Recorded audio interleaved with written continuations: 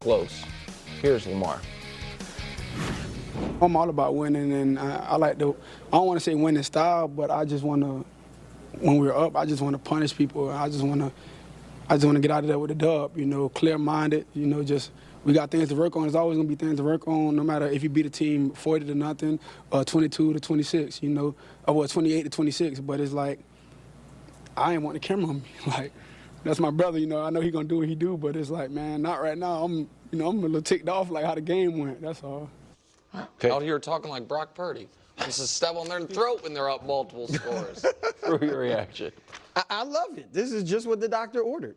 I mean, Harbaugh, I would like to see Harbaugh talk more about it, but I know they're a self-policing locker room and he lets the players do it. I don't think Harbaugh talks enough about their fourth quarter struggles, all right? But to see Lamar do it, I think is great, all right? So this is what I want to see, because that win against Dallas, I had the feeling that I had when the Eagles started last year 10-1. Remember, they were rolling, but it was always, first it was the media talking about, they don't look the same. They don't look that good. And then their team was even like, we don't, Yeah. And so even though they were winning, I think Lamar nipping this in the bud, hopefully, right away is great for them. And all that said, Lamar's been part of the problem too. So you look at these numbers, these are the last 3 seasons, so it's really just 2 full seasons in these 3 games. The fourth quarter, his production, completion percentage, it doesn't drop too much, but look at the TD to turnovers. He goes from being like MVP caliber in that and passer rating to below, maybe a subpar even in the fourth quarter. So he's got to play better in the fourth as well. But this is what needs to be said, because I'm glad they are not like, hey, we won, we beat a good team in their building, we're back. No, this is right. Yeah, I like what he said. Look, let's be honest. It's hard to just embarrass teams every single week. And so for me, as a player, when you get in those positions, stylistically, things start to change. Your approach starts to change. When you're up 28-6, no one is thinking, number one, about what happened last week against the Raiders or what has happened historically in the past and the things that we've struggled with. We believe that this game is in hand. So stylistically, your coordinators on both sides start to change how they approach things. You go in at halftime, you know what the speech is for the team that's up. Let's keep doing what we're doing. There's not a whole lot of adjustments, while the other team is making all the adjustments because they're behind. And so when you go with that approach, it's different to just punish teams when the plays aren't really punishing anymore. It's more, let's calm it, let's just control the ball, let's maintain possession of the ball. But they know this is a problem. What I'm saying is, you don't believe it's a problem until it starts to kind of show up in your face. So until the Dallas Cowboys scored a couple times beyond 28. But don't you think they shouldn't be feeling like, in that graphic I showed last 3 seasons, they've blown 8 fourth quarter leads, which is tied for the most in the league, and 4 of them were double digits, which is also tied for the most. So I'm just saying it should already be on there, a top of mind, that hey, we've had this problem closing out games. They maybe do something differently, maybe stay as aggressive and don't get conservative. I don't know. This Cowboys thing had nothing to do with Lamar's side of the ball. I feel like everyone's forgetting how the game went. That's what I'm saying, both coordinators. Yeah. The Ravens are up 28-6. Justin Tucker's lining up for a field goal. He misses it. The Cowboys get the ball. They score a touchdown. Lamar's on the sideline. The Cowboys kick an onside kick. They get it. Lamar's on the sideline. The Cowboys score a touchdown. Lamar's on the sideline. Then the Ravens get the ball. They've run at will all game. Derrick Henry run. Derrick Henry run. It's 3rd and medium. Lamar misses 1 pass. They punt. The Cowboys score a touchdown. So Lamar had his hands on the ball for 1 play between 28-6 and 28-25. Then when he got the ball, he made the pass on 3rd and 6, made the run, the game was over.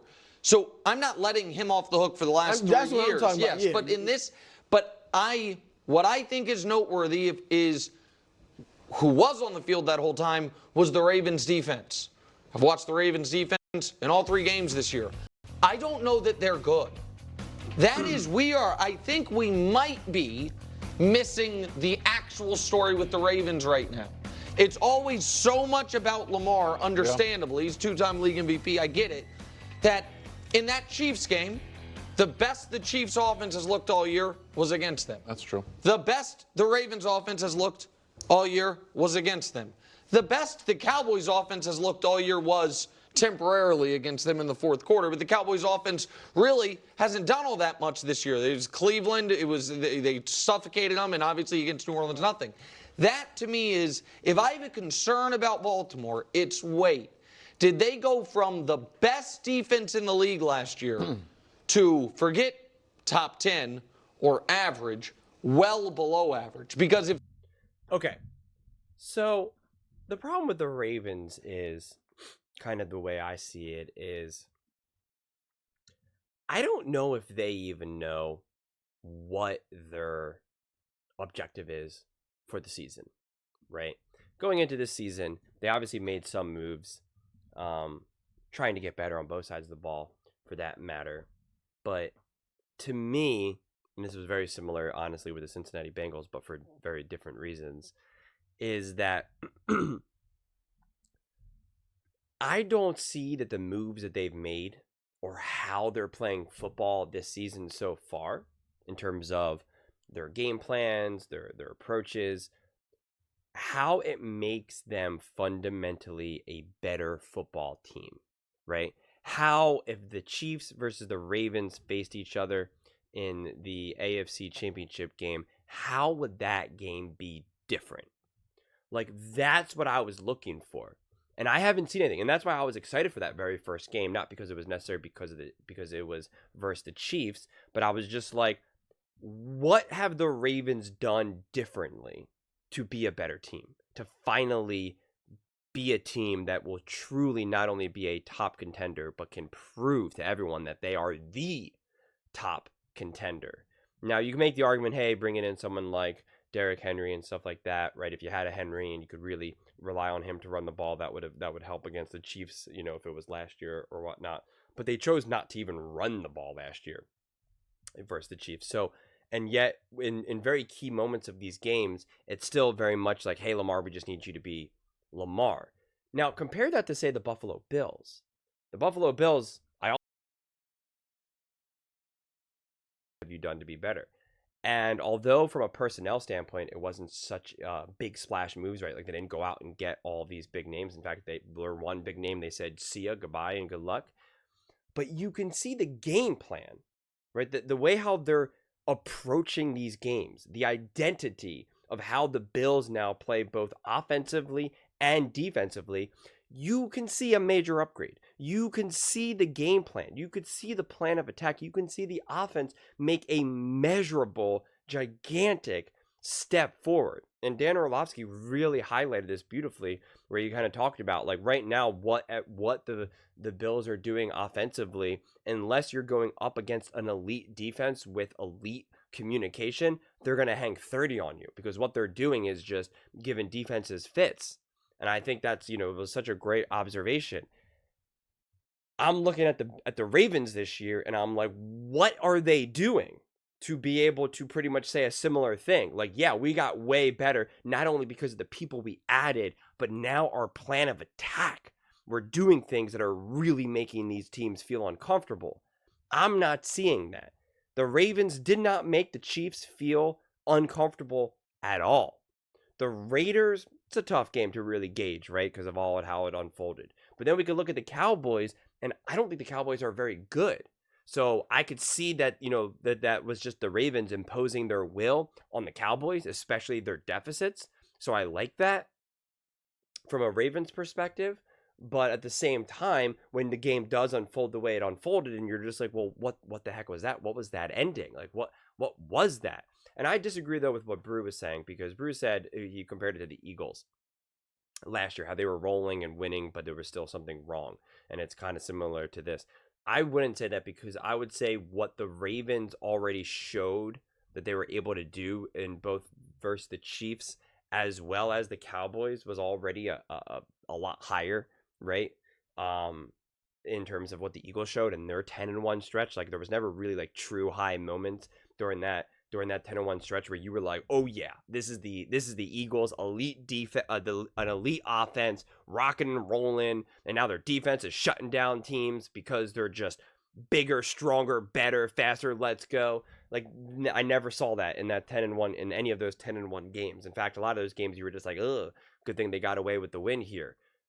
This game against the Cowboys especially, you saw both. You saw them impose their will and be dominant, but then also have the feeling of, like, what was that? That was scary for a second. How did it feel like we literally lost control of the game for a second? Because if there was another quarter, it feels like the Cowboys would have just won. That the Ravens just suddenly could not play football anymore. And so that's when you kind of are getting now both sides of the coin, where you're just like, well, wait a second, we're showing moments where we can like really be great and electric, and then we're showing other moments where not so much. So I don't really know what the Ravens do. And listening to Lamar talk and everything that he has to say, he's like such a likable person and obviously really cares and puts in the work and tries his best. And that's why really at the end of the day, and I've said this really a lot, especially ever since the AFC Championship game versus the Chiefs, at this point, to me, it really feels like this is fundamentally a coaching issue. I just don't think that they take this team from a good enough from a coaching perspective. It's not to say that Harbaugh and the OCs and the DCs are bad, right? I'm not saying they're trash. I'm not saying they're awful. I'm not saying that, it's a disaster or this or that, but like, I just don't ever feel that the Ravens go into a game and you could just feel confident. Yeah, from a coaching perspective and a game plan, you can trust that they're going to bring it.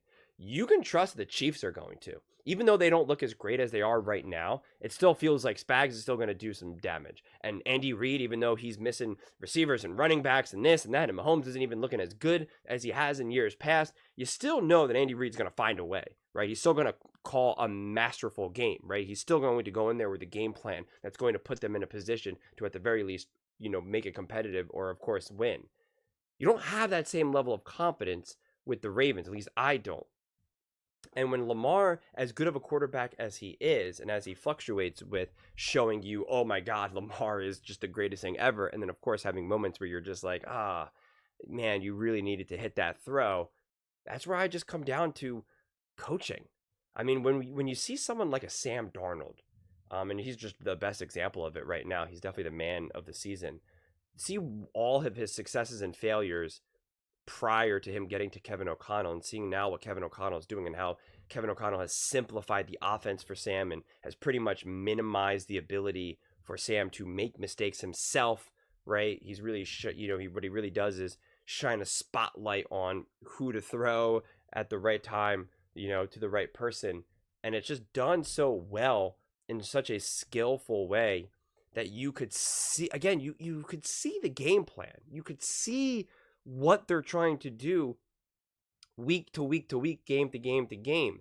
And the Ravens, I just look at it and it's just like, yeah, we're going to hand the ball off, Derrick Henry. And yeah, Lamar's going to do a design run. And yeah, Lamar, I guess we'll drop back and, try to see if anyone's open and he'll throw. And if not, he'll just kind of scramble for a minute, maybe try to get 5, 6, 7 yards. Maybe if he can really break a few tackles, get 20. Like, it just feels like kind of like, yeah. We got an offense. We got Lamar. We got some pieces. We got some dudes. We got Likely. We got, Henry. We got, of course, Lamar. Yeah, we'll do some stuff. It just doesn't feel like there's anything really of substance. And I knew that because even when I was watching this, and I had this in my notes that I'm trying to find somewhere, but it was like, I forget the exact circumstance, but they were up by a good amount still at this point. It was before the Cowboys were really starting to make a, comeback. And they had this like bizarre design run for Lamar. Lamar takes a pretty big hit. And I'm just like, what is this? Like, why? Like, what coaching is this? What call is this right now? Right? Why? It doesn't make any sense. And so I just struggle to make sense of what they're doing from an identity perspective. And if they want to just be this big time power run team, well, then I think that they're doing that, but I don't think that they went all in on that either, even though you have Lamar and Derrick Henry. Like, if that was the case, then I would have done more offensively to make that more, or my game plan would still be different in it would still be executed in a different way. And what I would really do is I would kind of maybe almost do something similar to that of what Matt LaFleur does, where and Dan Orlovsky talked about this, where it's like he uses the throw, the passing game to set up the run. You know how they always talk about using the run to set up the passing game? It's like, well, if that's the case, then if you really just want to be this really physical, gritty, power run team, it's like, well, then use the throw, the passing game in a way to set up the run, to make it even more dominant, to make it even more, just soul crushing for these other teams. And it honestly, like, it just feels, this team just honestly just feels like you're just playing old school Madden, and you call hike, or you're just randomly picking a play from like the display. You're like, I guess this one, and you just call hike, and it's just like triangle, square, square again. Like it just doesn't feel like anything to me. And quite frankly, I think the results speak for themselves in that regard. I don't really think that I'm too out of bounds with this, quite honestly. Like, I'm curious, as for Ravens fans, like, how that lands for you. If you think like I'm just making nonsense up, it's just been my read personally on the game. Honestly, it just really is my read on this whole thing. Is just like, I watch so many of these games and see all these teams, and you can really see, even if it doesn't work, you can still see what the game plan was, what identity they're trying to build this season, whatever team it is, the Lions, the Eagles, the Packers, the whoever's, the Chiefs, and you could see it. But the Ravens, I just don't know what I'm seeing at this point. And it's frustrating because I think Lamar's too darn good. There's too many good players on that team, and I just at the end of the day, I just expect more. And to me, it's clear. I think there's sometimes when you see a quarterback not able to succeed in the way that people would like to see Lamar succeed, in terms of obviously getting to Super Bowls, winning Super Bowls, getting more consistently to AFC Championship games. Sometimes you could say it's just a lack of talent. Sometimes you can say it's a lack of heart, lack of learning, of looking to grow and evolve. And I really think that I think Lamar will have to have some of the blame, but I still to this day will put majority of the blame on the coaching staff and just how they've gone about developing Lamar Jackson as a complete quarterback, as well as what the game plans are going into each game. I just blame coaching at this point. But those are just my thoughts. I would absolutely love to hear yours. What do you guys all think about Lamar Jackson and the Baltimore Ravens? Do you think that they're kind of on a better trajectory than what their record shows? Do you think that they still are in a position to be as dominant as they have been in years past? Do you think they actually are a legitimate contender? Let me know in the comments below. I read every single comment, so whether you agree with me or disagree with me, either way, let's get in some discussions, let's get in some fights, but ultimately, let's just have some fun. And please do consider subscribing. We are building an amazing community here, and I'd absolutely love to see you part of it. I want to build something that we all genuinely feel connected to, something that we're really excited to be part of. I think we're well on our way to doing it. And please don't forget to give this video a thumbs up, as it really does help with the visibility and the algorithm. Thank you so much, and see you next time.